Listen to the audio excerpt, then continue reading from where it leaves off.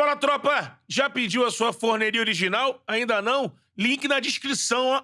Vral! Rapidinho, no lance Vai, da depressão, que também isso é importante, como é que você saiu dela? É isso. Eu não sou exemplo. Não, Não, foi atípico. assim, eu tenho que ser... Eu sou muito... Assim... Tem muitos ensinamentos e regras, né? As pessoas hoje, não vou falar da profissão, mas assim, as pessoas hoje vendem que você tem que vencer, que a vida é assim, que, pô, você não pode... Eu não sou fracassado, eu não ando com fracassado, Sim. eu não ando com perdedor, eu só ando com vitorioso. Pô, se Jesus pensasse assim, então, hein? É. Pô, a gente tá ferrado, né? Então, assim, a vida pra mim não é isso, cara. Ah, porque o cara é fracassado, eu não ando com fracassado. Me desculpe, cara. Se o cara tá precisando de ajuda, ele é fracassado, eu vou fazer algo Você é pra... coach de Instagram, essa galera. Entende? Então se vendeu uma coisa que... Então assim, Pedrinho, como é que você superou a depressão? Cara, eu já tava num processo que eles chamam de desmame, né? Dos medicamentos. Os medicamentos. Eu acho que eu tava em 8 comprimidos, eu acho. Eu tinha sido 14. O comprimido era tão forte, pra você entender, que o médico falou assim pra mim: você vai tomar depois que você fizer tudo. Tudo. Escovou o dente, tudo. Quando você estiver sentado na cama, na hora de dormir, você toma um remédio. Porque ele te... Eu tinha dificuldade de tomar comprimido. Muita dificuldade. Eu botava pra descer o primeiro era um sacrifício. Eu lembro que eu tomei 4 ou 5 comprimidos e apaguei na primeira vez. Porque eu demorava. Quando eu fui tomar já o 5º, eu já apaguei. Quando você fala 14 por dia? Por dia. Na hora, você ia tomar 14. De noite, E quando de caiu noite. pra 8, era o 8 ali. 8, E aí eu tava sentado na cama assim, eu fui ficando com sono e dormi. E dormi assim, do jeito que... Sabe quando você bota o pé sentadinho na cama? Assim. Do lado de fora da cama os pés. E eu acordei e os outros remédios estavam lá, de tão forte. Só que eu tava no processo de recuperação. Então eu tinha que treinar. E aí, no primeiro momento, eu não tomava o remédio. Isso já foi quando eu comecei a tomar. Quando o médico falou que eu tinha que tomar os remédios, que me diagnosticou, eu falava assim, como é que o remédio vai fazer eu parar de pensar o que eu penso? Como é que ele vai fazer eu parar de chorar? Isso não existe. Eu tinha uma resistência ali nos 2, 3 dias, até que eu falei assim, cara, eu vou tomar, eu vou morrer. E aí, no processo de desmame, eu tive o processo de recuperação. E aí eu tô treinando, tô sentindo que eu tô cansado, cara. Eu já tava melhor, assim, mentalmente, mas eu tô cansado no treino. E eu chegava pro preparador físico e falava, cara, eu tô cansado. O cara, não, impossível. Eu falei, não, eu tô cansado, tem que treinar mais, cara, tem que treinar mais. Pô, Pedrinho, eu tô te matando no treino. E eu queria treinar mais porque eu achando que eu tava mal fisicamente. Foi quando eu cheguei em casa e falei assim, cara, o que tá tirando minha condição física são os remédios. São os remédios. Ou eu tomo remédio, ou eu jogo futebol. Os dois não dá. Só que eu já tava mentalmente melhor. Assim, me sentia mais seguro. Né? E aí eu fiz uma coisa que não se deve fazer nunca. Parou. Né? Exatamente. Eu comprava os remédios, mas a minha família me acompanhava. Então, assim, eu tomava os remédios, eu pegava os remédios, quando dava, eu jogava na privada, dava descarga, mas ia tirando ele da cartela pra todo mundo ver ali que eu pensar que eu tava tomando.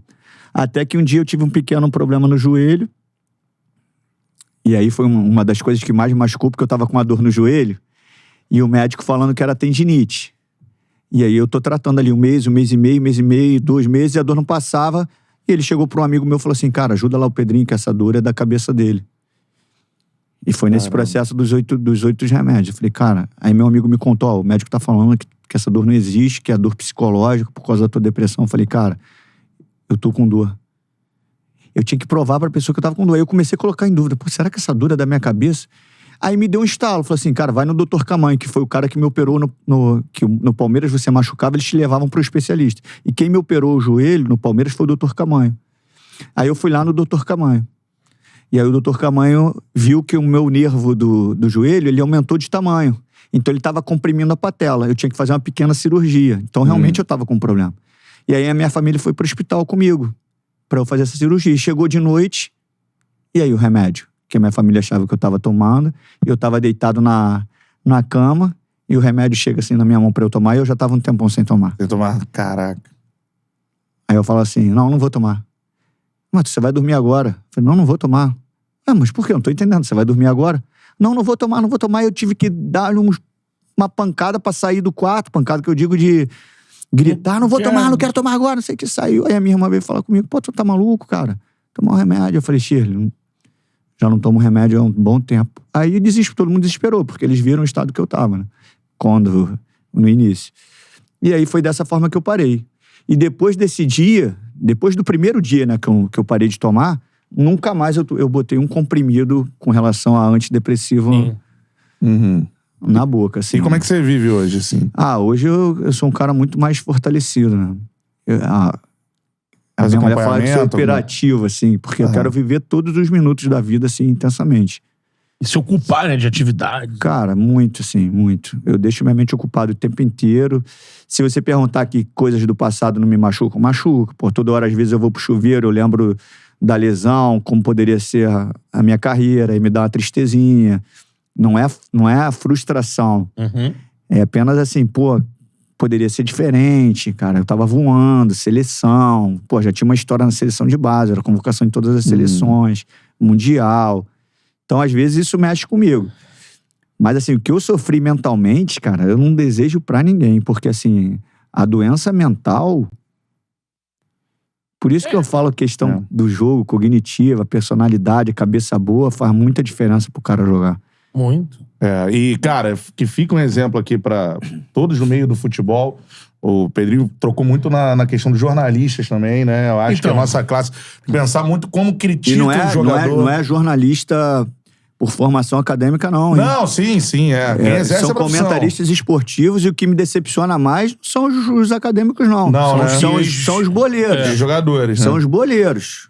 Bom deixar claro. Que não é da emissora que eu trabalho também, não, tá? Só pra deixar claro, pra não ter nenhum problema. Jogadores bem-sucedidos que passam do ponto com companheiros de profissão. Passam do ponto. E o pior é porque eles sentiram na pele também, jogaram bola, né? Por isso, cara. Exatamente. Por isso, porque às vezes o jornalista, ele, às vezes, por um motivo ou outro, ele faz um comentário, mas ele não sentiu o outro lado. Os caras sentiram, pô.